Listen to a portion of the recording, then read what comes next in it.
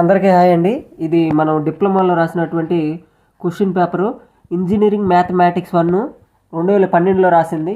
అయితే ఇప్పుడు ఎందుకు చూపిస్తున్నానంటే మీకు ఇది ఒకసారి చూడండి. ఇక్కడ పార్ట్ ఏ ఉంది కదా, పార్ట్ ఏలో answer all questions, each question carries 3 marks. ఒక్కొక్క క్వశ్చన్కి 3 మార్కులు. ఈ పార్ట్ ఏలో వచ్చేసేసి మొత్తం 10 క్వశ్చన్లు ఉంటాయి. ప్రతి క్వశ్చన్ రాయాలి. కానీ ఇక్కడ మనం చూసారా ఎన్నిటికి టిక్ పెట్టామో తెలుసా?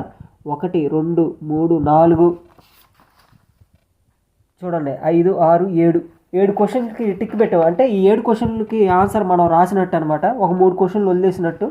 అయితే ఇక్కడ పార్ట్ బి ఉంది. పార్ట్ బిలో చూడండి, answer any 5 questions and each question carries 10 marks.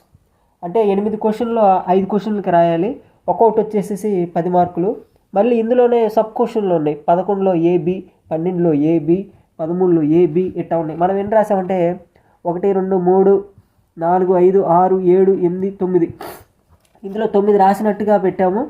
ఇక్కడ చూస్తే ఒక 7 రాసినట్టుగా పెట్టాము అనమాట. ఈ పార్ట్ ఏ పార్ట్ బిలో కలిపి.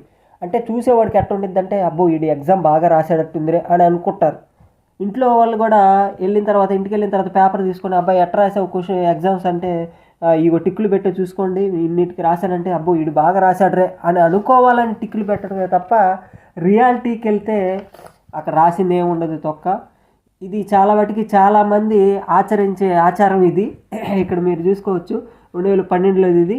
ఇలాగే ఏమి రాయకపోయినా, సరిగ్గా రాయకపోయినా రాసినట్టు ఇట్లా టిక్కులు కొట్టుకొని ఫ్రెండ్స్కి, ఇంట్లో వాళ్ళకి చూపించి బాగా రాసామన్నట్టు బిల్డప్లు ఇచ్చే బ్యాచ్ చాలామంది ఉంటారు. ఈ విషయం ఎవరికైనా కనెక్ట్ అయి ఉంటే దయచేసి కామెంట్ పెట్టండి. కుదిరితే ఒక లైక్ చేయండి, షేర్ చేయండి. Thank you so much to all.